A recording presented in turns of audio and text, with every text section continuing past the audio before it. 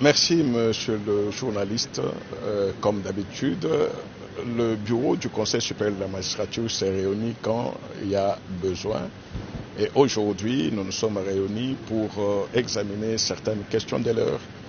Et un communiqué a été préparé à cet effet et il sera lu par le premier vice-président du bureau du Conseil supérieur de la magistrature en la personne du procureur général près la Cour constitutionnelle. Communiqué officiel du bureau du Conseil supérieur de la magistrature. Le bureau du Conseil supérieur de la magistrature s'est réuni ce mercredi 4 septembre 2024 dans la salle de plénière de la Cour constitutionnelle au sujet de la tentative d'évasion qui a eu lieu dans la nuit du 1er au 2 septembre 2024 à la prison centrale de Makala et de la note circulaire numéro 008-CAB-ME-MIN-JS 2024 du 2 septembre 2024 signée par le vice-ministre de la Justice et garde des Sceaux relative à l'interdiction de transfèrement des détenus préventifs à la prison centrale de Makala et à la prison militaire de Ndolo. À ce propos, le bureau note ce qui suit.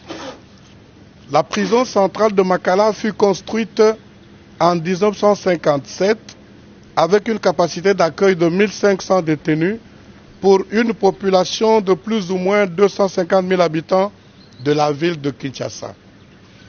Avec l'augmentation exponentielle de la population et l'accroissement de la criminalité, la solution appropriée pour résorber la surpopulation carcérale à la prison de Makala tient à la fois à la construction de nouvelles prisons et maisons d'arrêt et à l'application stricte de la loi sur la détention ainsi que celle sur le régime pénitentiaire. Contrairement aux déclarations faites lors des sorties médiatiques du vice-ministre de la Justice et garde des Sceaux, les magistrats ne sont pas responsables de la tentative d'évasion qui a eu lieu à la prison de Makala. Certes, l'arrestation est l'exception, mais devant la hausse de la criminalité dans la ville, les arrestations et les détentions opérées par les magistrats constituent une réponse légale et idoine pour sécuriser la population.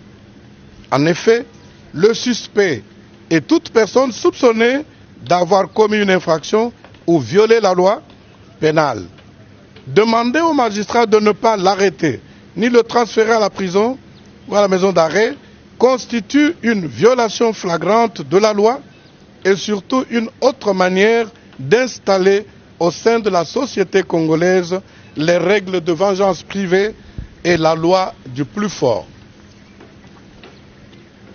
Les déclarations du vice-ministre de la Justice et garde des Sceaux sont de nature à exposer les magistrats à la vindicte populaire alors qu'il existe au sein des institutions publiques un cadre de concertation entre le Conseil supérieur de la magistrature et le ministère de la Justice, lieu indiqué pour traiter des questions transversales relatives à l'administration de la justice.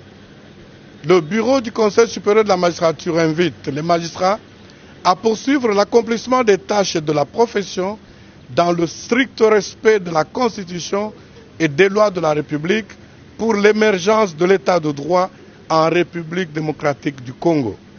Par conséquent, ils sont tenus de rester calmes et de respecter en toutes circonstances les règles d'éthique et de déontologie. Le communiqué est signé par le président du Conseil supérieur de la magistrature et tous les membres du bureau du Conseil supérieur de la magistrature. Je vous remercie.